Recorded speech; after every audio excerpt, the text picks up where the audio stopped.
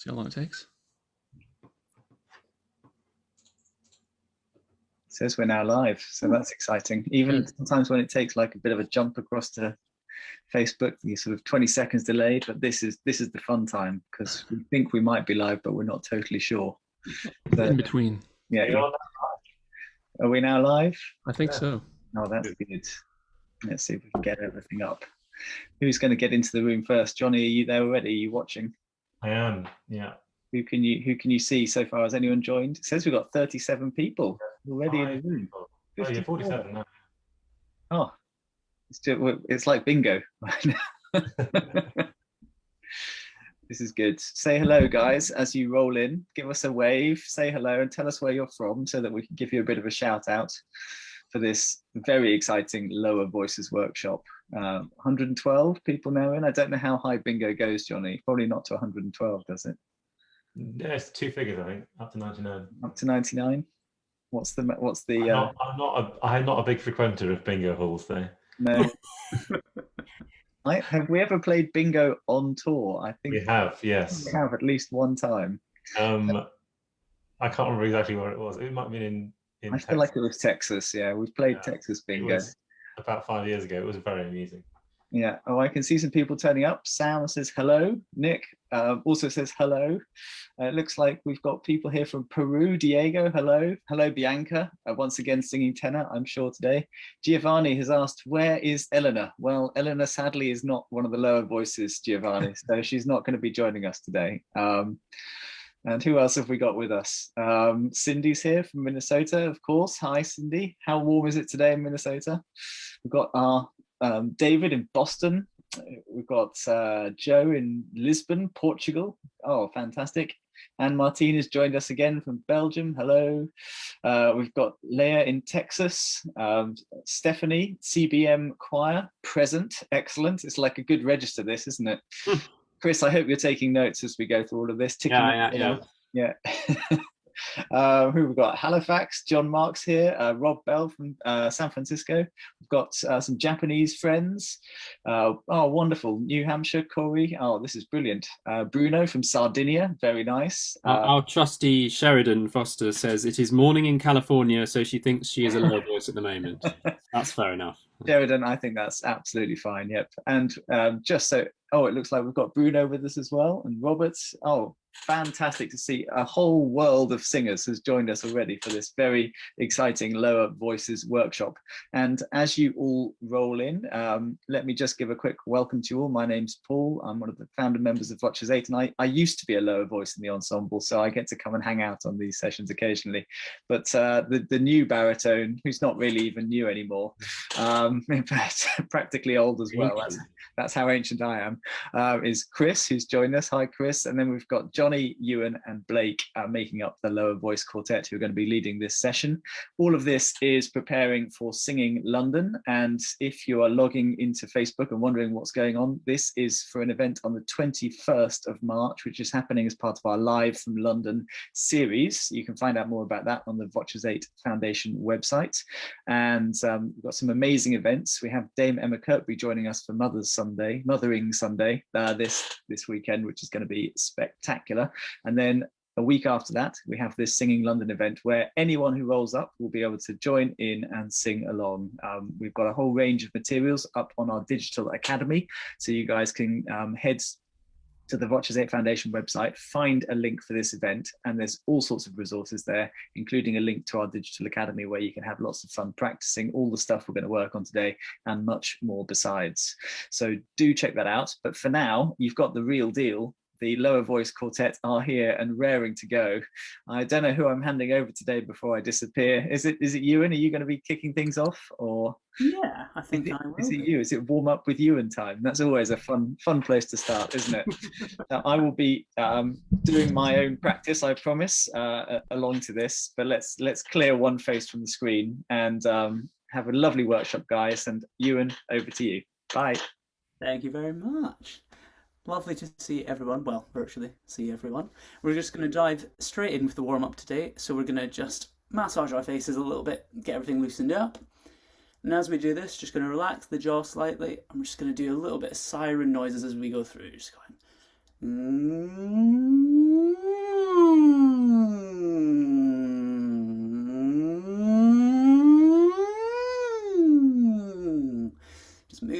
the throat now. Not doing too much sirening while we're manhandling our larynxes.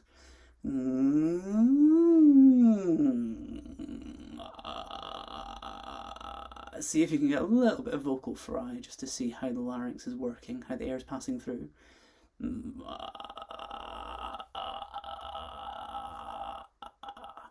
Let's just roll our shoulders a little bit more vocal fry, and try and move that into the siren sound.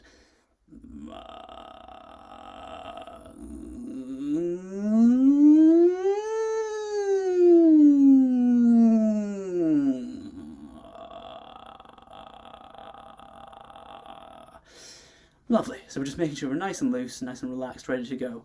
And we're not going to do too much warming up today because we've got a few things to get through. But I think we're just going to start down at an E flat here.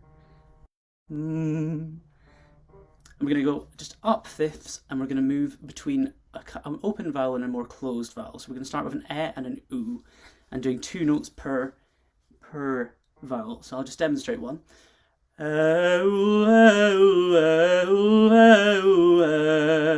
really we want to get quite distinct vowels as we go through this. So let's begin.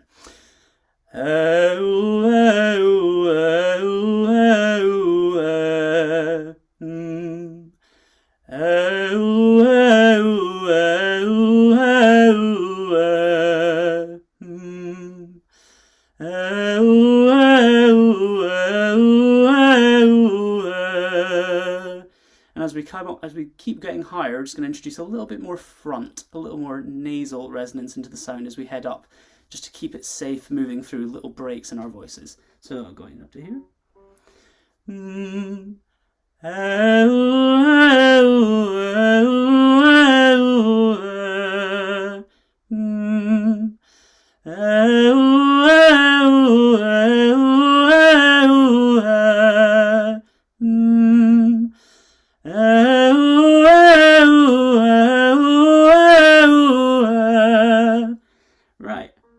That was going up to an F there, and we're just going to, this is a little more trick for the tenors here as we keep going up, but as we go up we're going to try and slightly blur the boundaries between these vowels as we head to the top of the fifth.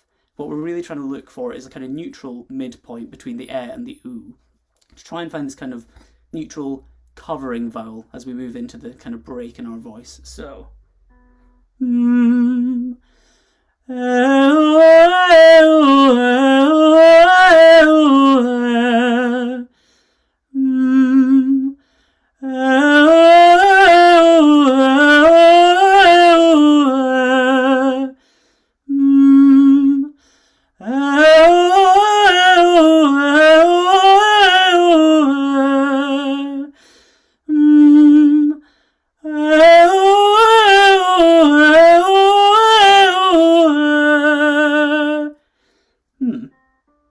So we were up around an A, sort of B flat there. So if any basses were going along with that, we're very well done. I'm very impressed. I was going to say, I definitely dropped the octave there.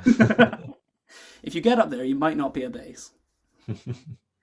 And I think, would we like to do any more descending stuff for the lower voices amongst us, or are we good as we are? Descending? Yeah, go on, Euan. Lovely. We'll see how low I can get this week. Another G. We're going to try it just the opposite way now. We're just going to try going from a closed vowel to an open vowel, just moving from an O to an A, just going down, but not per note. We're just going to slide it. So,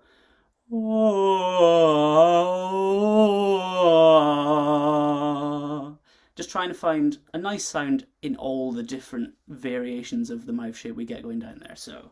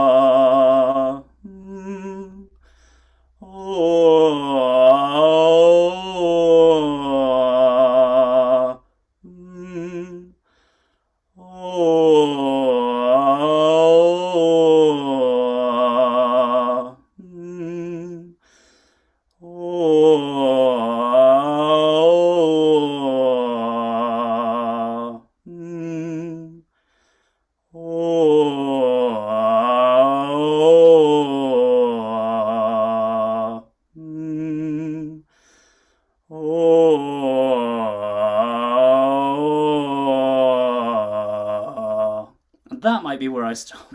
That might be where I flatten out. A flat. It's not Yeah, too bad. nice. I'm more warmed up than I normally am, maybe. Yeah. It's always torture making a tenor warm up the basses or warm down the basses down to the basement. It's Yeah, never that's fun. torture. Try the other end. Johnny, will you warm up the sopranos for us today? Yeah, good luck. I'm really enjoying the hipster chic background you've got there today as well. I can't take any of the credit. This is all my sister's design choices for the spare Oh, room. cool. It's all good. That's right, because last time you were coming from Edinburgh, weren't you? Yeah. Beaming us from Edinburgh, I guess. I've got a nice little track that I think we'll start with today, which is continuing on from the warm-up vibes, I think, and it's the tune by Phoebe Ryan called "Mine" that we worked on a little bit last week. And what I'm going to do for now is just share my screen with you guys.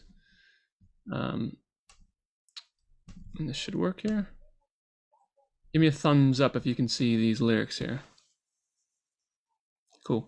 Obviously, those of you at home can't give me a thumbs up, but for my lower friends here, this will work. So, what I've got here is my little learning track I've made for this, and we're going to start with just I'm holding onto the pieces of my heart's debris section, and there are 3 parts to learn in this, and together they sound like this. I found gold in the wreckage. Sorry, wrong bit. Let's start from holding on to all the pieces. Here we go. Holding on to all the pieces of my heart's debris till it's time. I'll pull it together and fix myself eventually, and know it's mine. So those are the 2 parts we need to learn there, which are just octaves. So whatever range you feel most comfy singing in, that'll be absolutely fun. I'm just trying to get the volume a little bit louder here. So just hearing that again, we go. I'm holding on to all the pieces of my heart's debris till it's time. I'll pull it together and fix myself eventually, and know it's mine. So listening to that, you might think, well, that song's in 6/8, right? I'm holding on to all the pieces of my heart's debris. But actually, it's not. If we put the backing in underneath that, we get a nice 4/4 backbeat, which sounds like this. I'm holding on to all the pieces of my heart's debris till it's time. I'll pull it together and fix myself eventually, and know it's mine. So we really have to be committed to that triple feel against the straight beat. So if we got underneath, we have. But on top, we're going da, da, da, da, da. I'm holding on to all the pieces of my heart's debris. That's the easy bit. Now we get into the 3-part harmony, which comes up next, and that sounds like this, just the 3-part. From I found gold in the wreckage. I found gold in the wreckage, put it on a necklace, keeping it 'cause I know that it's mine. I wear it like a message, so I don't forget it, keeping it 'cause I know that it's mine. So the melody of that just sounds like this. Mine, I found gold in the wreckage, put it on a necklace, keeping it 'cause I know that it's mine. I wear it like a message, so I don't forget it, keeping it 'cause I know that it's mine. And you can sing that in either octave, doesn't matter. I'm singing it in my falsetto right now, but if you want to sing it lower for our lower voices, you're welcome to do that as well. The next part down from there sounds like this. This is the middle part. It goes. I found gold in the wreckage, put it on a necklace, keeping it 'cause I know that it's mine. I wear it like a message, so I don't forget it, keeping it 'cause I know that it's mine. So really difficult part there. We've got 2 notes. For anybody out there that likes a part like that, you're welcome to sing that. That's one that I love singing, and I think it fits really nicely into the tenor voice. We get some nice high Fs there to sing. And then the bottom part, for anybody else, sounds like this. I found gold in the wreckage, put it on a necklace, keeping it 'cause I know that it's mine. I wear it like a message, so I don't forget it, keeping it 'cause I know that it's mine. And now what I'll do is just loop these parts and we can build them from the bottom up. So starting with that bottom harmony, I found gold in the wreckage. Anybody can sing that line, especially if you're a nice lower voice. That one's for you for sure. So we'll start there. I found gold in the wreckage, put it on a necklace, keeping it 'cause I know that it's mine. I wear it like a message, so I don't forget it, keeping it 'cause I know that it's mine. That middle part. I found gold in the wreckage, put it on a necklace, keeping it 'cause I know that it's mine. I wear it like a message, so I don't forget it, keeping it 'cause I know that it's mine. We'll put our melody on next. I found gold in the wreckage, put it on a necklace, keeping it 'cause I know that it's mine. I wear it like a message, so I don't forget it, keeping it 'cause I know that it's mine. And now one last time with all those parts together, and we'll have the backing in as well. And VOCES8 will be singing the backing parts. So all those three parts together. 1, 2. I found gold in the wreckage, put it on a necklace, keeping it 'cause I know that it's mine. I wear it like a message, so I don't forget it, keeping it 'cause I know that it's mine. Nice. So we get to our next part, which is the chorus, the real chorus. We have basically 2 pre-choruses, and then we get to the final chorus, the big jam out section. And this is that 4/3 polyrhythm that we talked about last time. So the rhythm of this goes, I know that it's mine no matter what I do. I know that it's mine whether I win or lose. And even though my heart needs to take its time, I know that it's mine. I know that it's mine. So it's really important to feel those little baby notes in there. The mine no matter what I do. So we're not just like, doing triplets. This is definitely the da da da da da da da da da da da da. So feel all those little subdivisions if you can. And then we're just accentuating the big notes. Mine, no, matter what I do. And it's really groovy when it comes together. So for this section, which sounds, I'll just play the backing parts. The backing part should sound like this. I know that it's mine no matter what I do. I know that it's mine whether I win or lose. And even though my heart needs to take its time, I know that it's mine. I know that it's mine. So there's 3 parts to learn here once again. So we're just continuing on with that, the bottom part, the middle part, and the melody, the top part, which can be in either octave. So the melody just sounds like this. And you can definitely sing along if you already know it. I know that it's mine no matter what I do. I know that it's mine whether I win or lose. And even though my heart needs to take its time, I know that it's mine. I know that it's mine. The next part down, which is our middle line. If you're a tenor, you can definitely sing this one. Goes like this. I know that it's mine no matter what I do. I know that it's mine whether I win or lose. And even though my heart needs to take its time, I know that it's mine. I know that it's mine. That's the best part in my opinion, because you get this nice little belty section in the middle. My heart needs to take its time. You can really go for that one, I think. But very grateful that Euan's warmed us up to high B flats, because that'll make it a lot easier for us. And then the bottom part, which sounds like this. I know that it's mine no matter what I do. I know that it's mine whether I win or lose. And even though my heart needs to take its time, I know that it's mine. I know that it's mine. And remember that if you just want to learn this at a little bit of a slower pace, you can always go back in this video and just listen again and learn it like that. You can always pause and restart as soon as we finish our live stream, which I think will happen around just around 50, around 4:50 today. We've got a meeting to jump to, unfortunately. But we're going to start with this bottom part, do the exact same thing, building up from the bottom up. So we're going to start with that bottom part, and then move to the middle part, then the melody, and then we'll put everything in. So just our lower voices. I know that it's mine no matter what I do. I know that it's mine whether I win or lose. And even though my heart needs to take its time, I know that it's mine. I know that it's mine. And I forgot to set up my loop here, so we're going to do that right now. And just imagine that the song keeps going.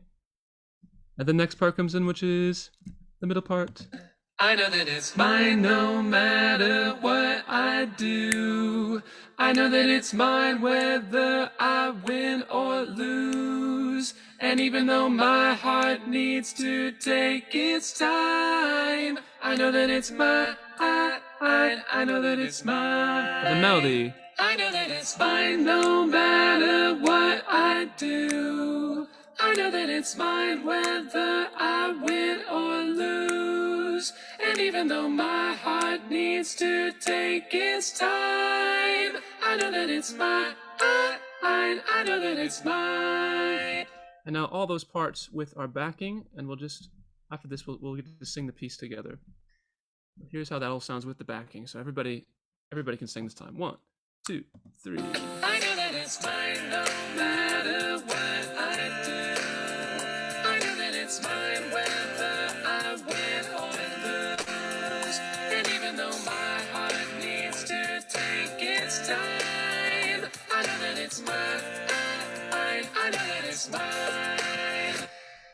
Now let's see if we can run those 3 sections together. So we're going to start from the second verse, and we'll just run to the end of the song. So we'll start with me doing my very best L impersonation, where I'm singing my soprano voice and my falsetto, which definitely will be done by one of the ladies in VOCES8. But for now, you'll just get to hear me doing a really bad impression. So, and then we'll start with going into the I'm holding on to all the pieces of my heart's debris. We'll get into our pre-chorus part 2, which splits into those 3 parts, and then our chorus, which is also in 3 parts. So we'll start right here. Facing the change, but it's so tough to see. At first I fought it all. I was so mean that I'm still unsure how life's supposed to be, but taking every day now by the skin of my teeth until I learn I'm holding on to all the pieces of my heart's debris. Till it's time, I'll pull it together and fix myself eventually, and know it's mine. 3 parts. I found gold in the wreckage, put it on a necklace, keeping it 'cause I know that it's mine. I wear it like a message, so I don't forget it, keeping it 'cause I know that it's mine. Then our chorus. I know that it's mine no matter what I do. I know that it's mine whether I win or lose. And even though my heart needs to take its time, I know that it's mine. I know that it's mine. Repeat the chorus. I know that it's mine no matter what I do. I know that it's mine whether I win or lose. You can clap from home if you want to. And even though my heart needs to take its time, I know that it's mine. I know that it's mine. Repeats again. I know that it's mine no matter what I do. No matter what I do, it's mine whether I win or lose. And even though my heart needs to take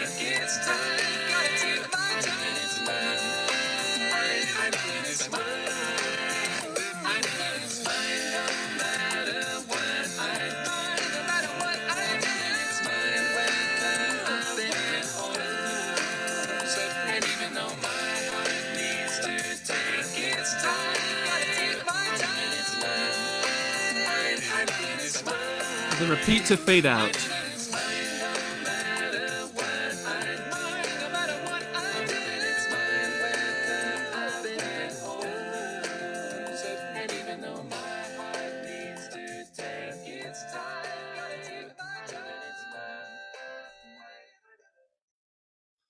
Nicely done. Give yourselves a round of applause.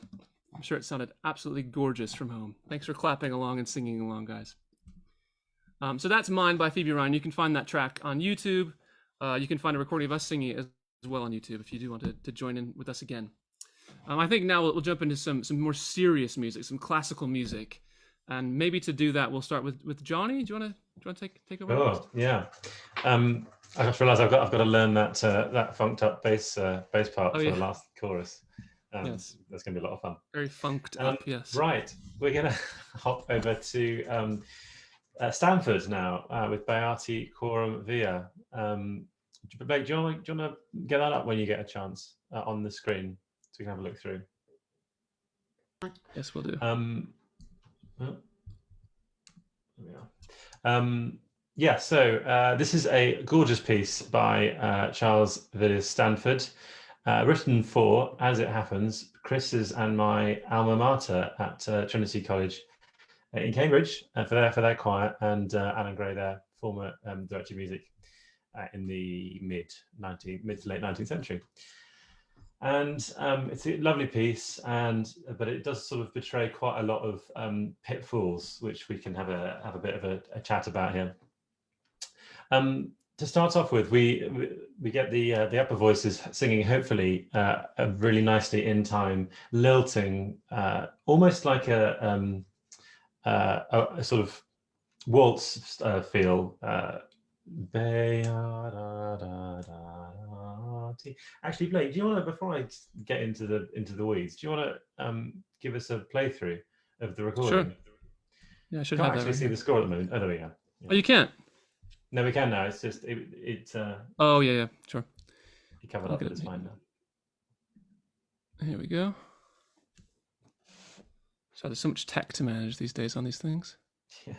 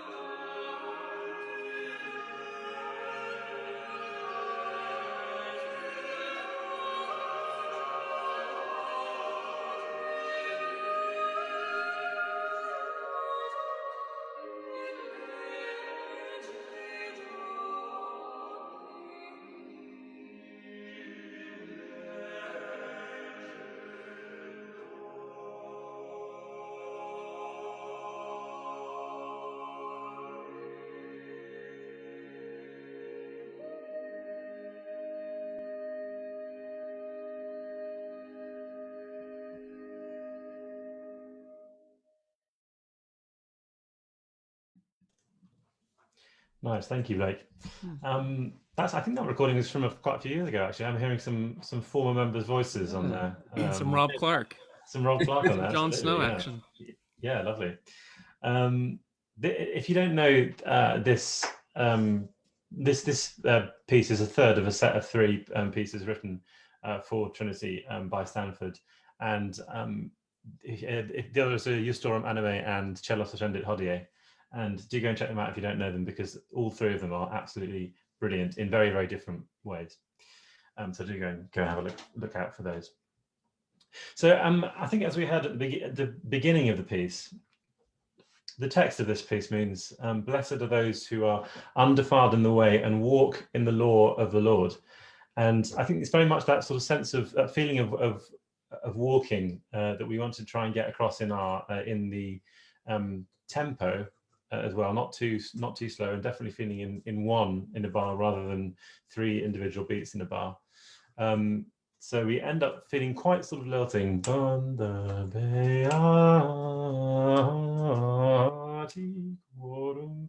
So it really sort of, it ebbs and flows, kind of like a river, through those long melismatic phrases.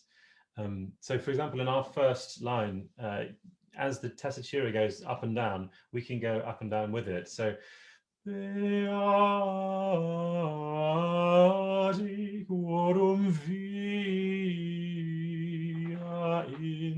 really getting that sort of nice ebb and flow to the line is really important. And of course, the whole thing is really very legato. There's an awful lot of melismas, which means that a number of notes all on one syllable.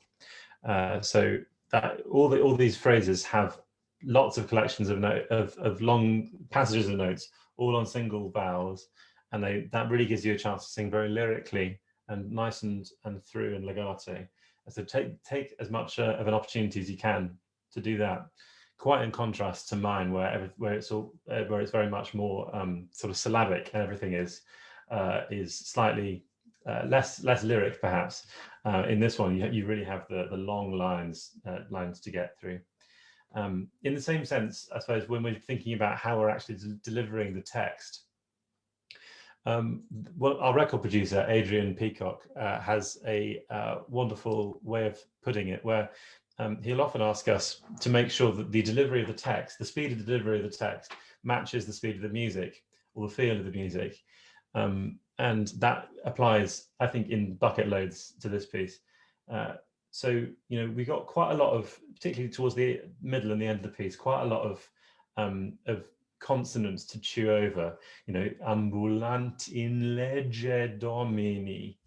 That's an awful lot to get through, but we don't want it to make it sound too that there's too much gristle in there, and really make sure that the speed of that we're delivering those vowels in lege domini really matches the fairly slow speed of the piece. Otherwise, if we have something like Lant in lege domini, it just sounds really disjointed and disjunct. So really making sure that those two characters match. And then my final point of on my shopping list before I hand it over to other people for their thoughts is really, there's a huge dynamic range in this piece. You get everything from pianissimo to forte, and that's really apparent. Blake, if you wouldn't mind just popping over to page 16, which is I think the third page of music. Yeah, in this page. Well, we've come over. There's been very, very little in the way of dynamic marking since the beginning. In fact, there's no dynamic marking other than piano from the very beginning of the piece. So at this point on the top of page 16, we're still at piano. But then suddenly, after the whole texture falls away, and you get one of the great bass 2 moments in the repertoire, then you actually start getting crescendo, and it's really not a very big distance, a very big distance to cover, and not a very, very big amount of time to get from piano to forte, particularly if you're a soprano. So really want to maximize that crescendo through, so that when you get this huge great spread chord on Lerger, covering over three octaves, that's a real sort of arrival point in the music, and it's certainly the sort of the zenith of, I think, of the piece when it comes to dynamic marking, certainly. And then we have something similar later on in the very next phrase, when we go right back hushed again. It's a really effective moment if you can create that contrast between the big forte wide phrases, and then it closes down right into just a three-part triad in a very quiet moment. It's a huge, great contrast there. So make sure that you deliver that contrast. Anyone want to jump in with anything? Chris, you got your hand up.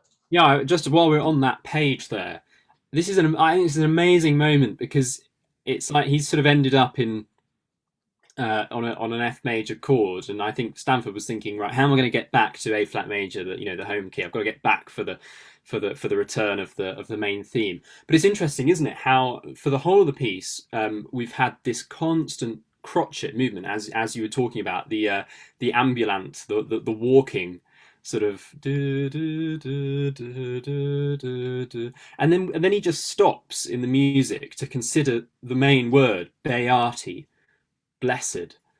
And it's like the motion comes out of it, and it's just like we're sort of hovering in the air. And this is something we can all sort of try at home. We don't even need to do any singing just to find the effect of this word. Beati, just say the word. Beati. Beati.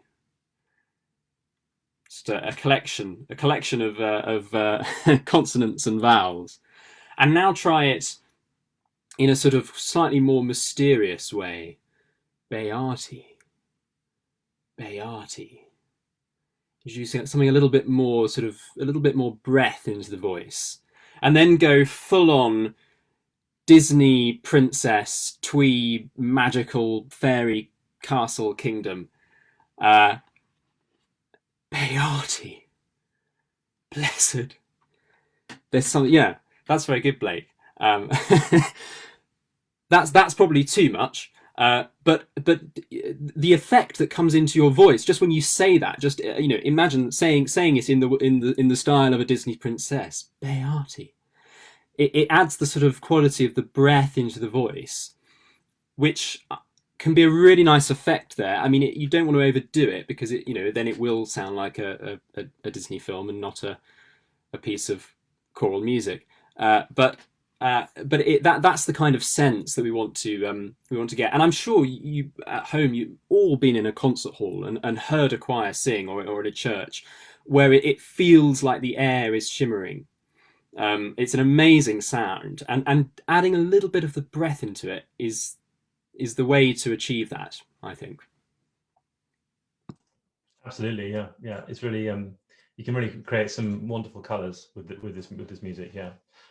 Just so I'm aware, are we looking at another piece before we finish, or is this? Blake, I think we should. Yeah, I think we should maybe try to look at one more. Given we've only got about another 5 or 10 minutes, maybe we should move on then. Sure. There's so much more to cover in this piece. We've only just barely scratched the surface, but unfortunately, time prevents us from doing too much more on it. Next time. I think you're up, Chris. Yeah. So, we'll have a quick look at Loc Assiste. I know that Paul has worked on this before quite a lot, so I think we'll just have a sing through it, remembering everything that he said. I'm sure it was all good advice, and then I'm sure there'll be a couple of little points that we can pick up afterwards. So let's have a sing. Cool. Just have a listen and sing as well, of course. Yeah, listen.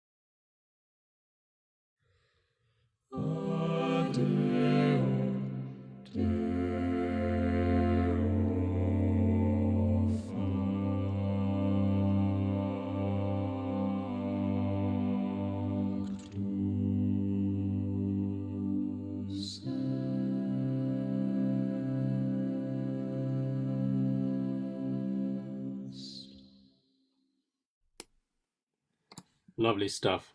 Thank you, Blake. Mm. I've just got two things to say. Since this is a lower voices session, something for the basses and something for the tenors. Basses, that moment where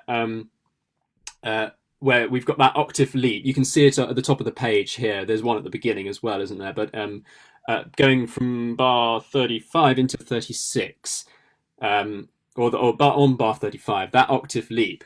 A great way to do it is to think of the vowel that you're singing on the ste, the low G, ste, and then when you sing the A, the upper G, try and keep sort of everything around here, your larynx and all the stuff in your throat around the same place, and just raise your eyebrows and think about flipping the sound so it sort of feels like it's coming out the top of your head.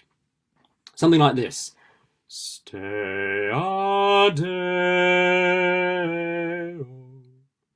just do it again. Stay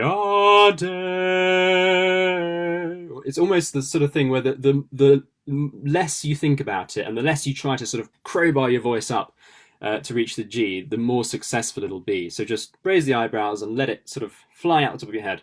And one other thing for the tenors, that moment in the middle, your big moment, the irreprehensibilis est, it can be quite sort of, it's all chromatic and quite interesting. But the gaps between your notes as you come down, I mean, you go down the whole scale, I think eventually. You go from a high C to a low C.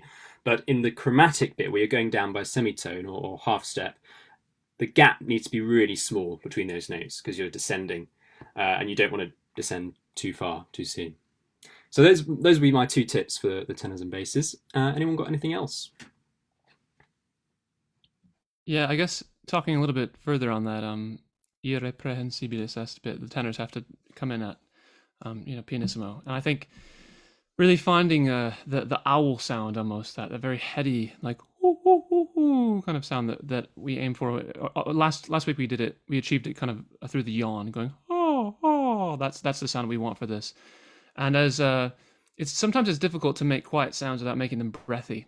I remember when I was a high school tenor trying to sing quietly up high, and it was just very like, and I think just finding that yawn texture is really important to get that, because we want to make it as pure of a sound as possible. So the chords are actually adducting as much as they can, but also at a quiet dynamic. So it's not, but it's, and it's also not, So just finding that purity of the clarity of sound is really important there, to go from forte into this suddenly quiet sound.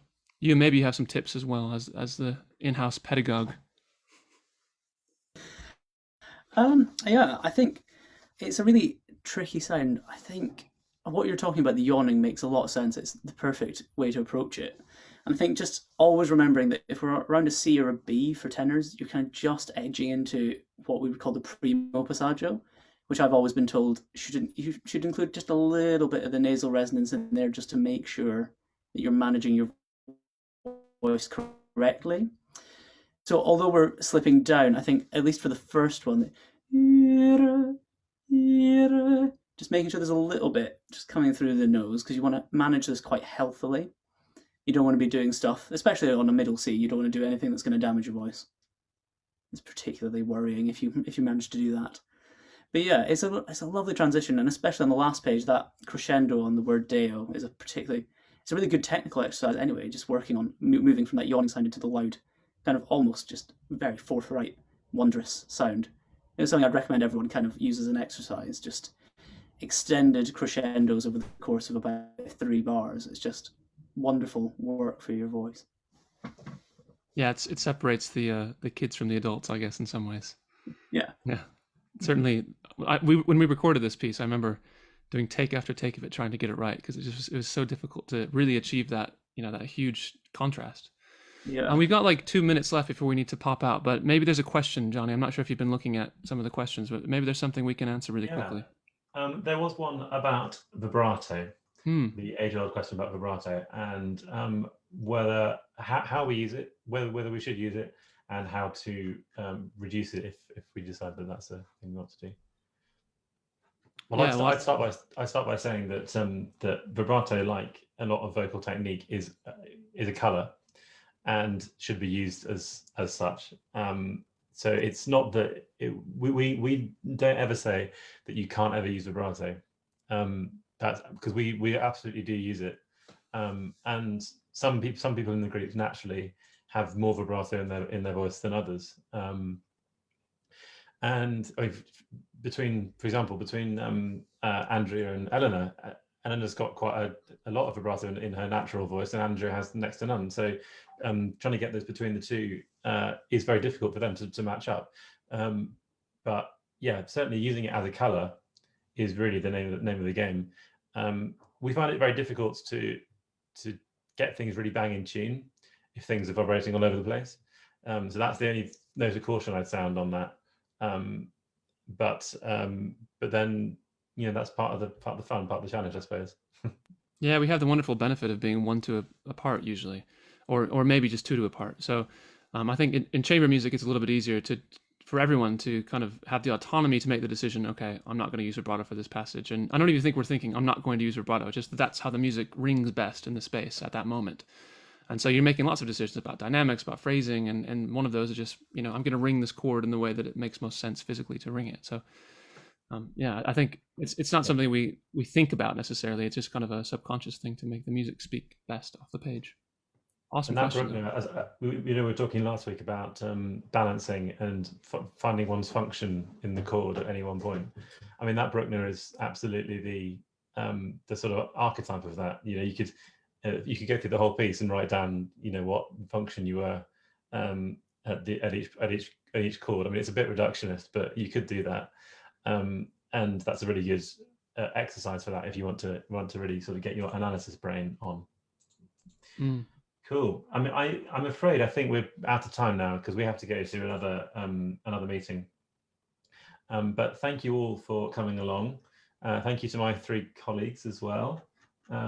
For indulging us in their wisdom, and we will see you again next weekend, on Sunday next weekend, 21st of March. We have a full final workshop session at 5 p.m. UK time, 5 p.m. GMT. I think the clocks change this weekend in America, don't they? So just keep an eye on the fact that we're going to be 4 hours behind you on the east rather than 5. And then at 7 p.m. GMT, we have the final big concert. So even if you're not, even if you're just watching us and not participating, do come along for that final concert on next Sunday evening. Until then, have a lovely and safe week, everyone, and we'll see you next week. Catch you soon. Bye, everyone. Bye.